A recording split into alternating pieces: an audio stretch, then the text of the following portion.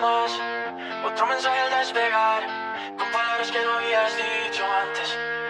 Te voy a extrañar. Crear ou créer, quelle différence en espagnol? Qu'est-ce que veulent dire ces deux verbes? Quelles sont les nuances et comment ne plus jamais les confondre? On va voir ça aujourd'hui et cette vidéo elle fait partie de la série Dudas, une série de vidéos assez simple. On parle d'un dilemme en espagnol, d'une problématique que rencontrent souvent les élèves, une erreur qu'on peut faire fréquemment, surtout nous les francophones quand on apprend l'espagnol. Aujourd'hui donc on va voir la différence entre crear et créer. On va commencer par voir ce que ça veut dire créer, ensuite créer et je vais te donner une petite astuce mnémotechnique pour ne plus les confondre parce que ça va bien quand on a l'infinitif de pouvoir les différencier, c'est un petit peu plus facile, mais dès qu'on se retrouve en contexte à devoir utiliser les deux ou les entendre dans les conversations, ça devient un petit peu plus compliqué.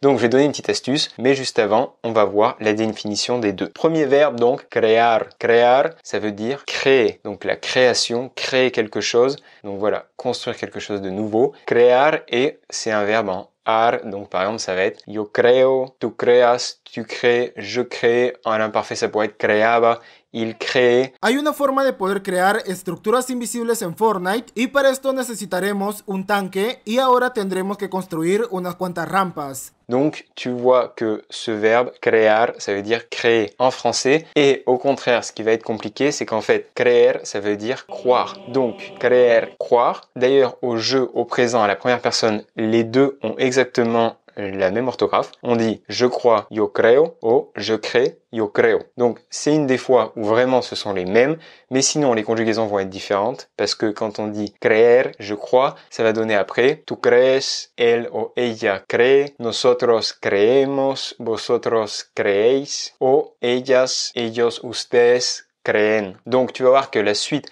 est quand même différente parce que pour créer dans le sens créar, ça va être crean, creamos, on a toujours ce A, alors que l'autre, le créer, va être toujours avec un E. Ça, tu suis toujours? On a vu donc la définition des deux. On a vu que c'est quand même très proche en espagnol. Crear, créer, créer, croire. Quelle est ma petite astuce pour ne plus jamais les confondre, pour vraiment les différencier? C'est très simple. Mon astuce, c'est de te dire que les apparences sont trompeuses. Tout d'abord, je dirais que les apparences sont trompeuses, en effet, parce que on voit les choses telles qu'elles apparaissent et non telles qu'elles sont. Qu'est-ce que je veux dire par là? C'est que, en fait, le mot en français qui ressemble le plus à l'un des deux en espagnol, ce n'est pas du tout le bon. Parce que créer, c'est exactement comme créer au niveau de l'orthographe, mais par contre, ce n'est pas le bon sens. Donc tu peux te dire que créer et créer, ce n'est pas du tout la même chose, ce n'est pas la bonne traduction, et donc que créer, ça veut dire au contraire croire, et que créer en français, ça va être créer. Donc voilà. C'est très simple, dis-toi, les apparences sont trompeuses pour créer et créer. Petite façon de les différencier, j'espère que ça va t'aider. En tout cas, moi, ça m'a pas mal aidé parce que j'avais tendance parfois à les confondre quand j'ai commencé à apprendre l'espagnol. Sur ce, je vais quand même te partager une phrase en français où ça va être à toi d'utiliser correctement, justement, créer et croire en espagnol. La phrase est la suivante. Je crois en ce que tu crées. Je crois en ce que tu crées. Donc, pour dire ce que, pour ceux qui sont plus débutants en espagnol, on va dire lo. Donc, par exemple, ce que tu crées, ça serait lo que. Donc voilà, c'est juste une petite astuce pour les débutants.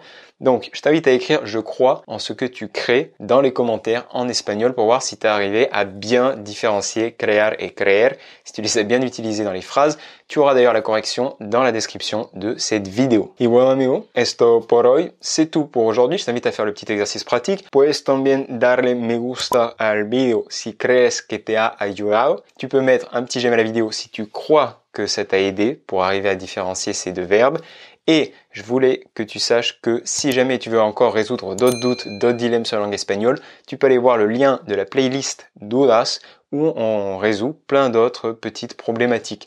Ça peut être par exemple ser ou estar, comprender, entender, ça peut être aussi si avec ou sans accent, toutes ces petites choses qu'on s'est déjà posées une fois quand on apprenait l'espagnol. Donc voilà, le lien de la playlist dans la description. Il y a une autre chose en lien dans la description qui peut t'intéresser, c'est si tu veux vraiment apprendre l'espagnol et vraiment réussir à parler espagnol à l'oral, tu peux suivre une petite formation qui s'appelle l'espagnol tranquille à la maison. C'est très simple, pendant 5 jours, tu reçois une vidéo par jour dans ta boîte mail dans laquelle je t'explique une méthode concrète et je te partage des ressources et des conseils pour réussir à apprendre l'espagnol en autodidacte depuis chez toi. Donc si ça peut t'aider, c'est complètement gratuit.